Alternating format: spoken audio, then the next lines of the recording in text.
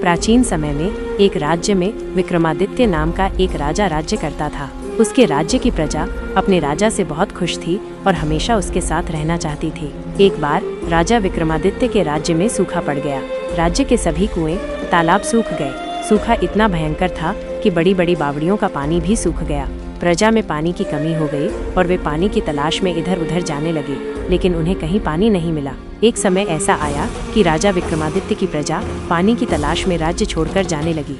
इस भयंकर सूखे को देखकर राजा विक्रमादित्य बहुत चिंतित हो गए। उन्होंने अपनी प्रजा की पानी की समस्या को हल करने के लिए बहुत धन खर्च किया और जगह जगह पानी की तलाश में कुएं खुदवाए, लेकिन कहीं भी पानी नहीं निकला। एक दिन राजा ने सोचा कि यह कब तक चलेगा, इस सूखे का कुछ न कुछ हल निकालना ही पड़ेगा। वो अपने घोड़े पर सवार होकर महल से निकल पड़े। महल से निकलकर राजा विक्रमादित्य थोड़ी दूर ही गए थे कि उन्हें एक बूढ़ा व्यक्ति दिखाई दिया। राजा ने अपने घोड़े को बूढ़े व्यक्ति की ओर मोड़ लिया। जैसे ही राजा बूढ़े व्यक्ति के पास पहुंचे, बूढ़े व्यक्ति ने राजा से पूछा, राजन, आप इस सूखे वीरान में कहाँ जा रहे हैं? जैसे ही बूढ़े व्यक्ति ने ये पूछा, राजा ने अपनी पूरी बात उस बूढ़े व्यक्ति को बता दी।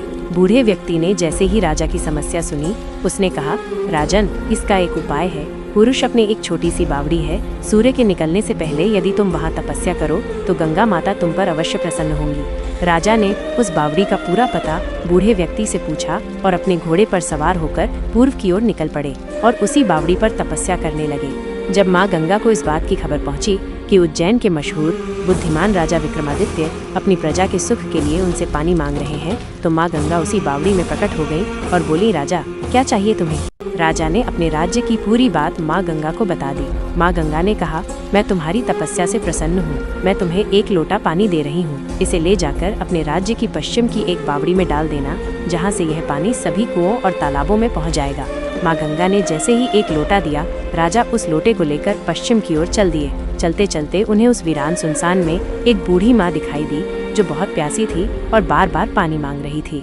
राजा उस बूढ़ी माँ के पास पहुँचे और बोले, माँ, ये लो पानी पी लो और अपनी प्यास बुझा लो। बूढ़ी माँ बोली, नहीं राजन, इसे ले जाकर बावड़ी में डाल दो। तुम्हें तो पूरी प्रजा की सेवा करनी है। मैं तो क्या आज हूँ, कल नहीं रहूंगी। राजा विक्रमादित्य बोले, नहीं माँ, मेरे होते हुए आप नहीं जा सकती। जैसे ही राजा ने ऐसा कहा और माँ ने सुनकर माँ गंगा फिर से प्रकट हो गई और बोली, राजा, तुम सच में एक महान राजा हो। जाओ, मेरा आशीर्वाद है, आज से तुम्हारी प्रजा कभी भी पानी के लिए हताश नहीं होगी।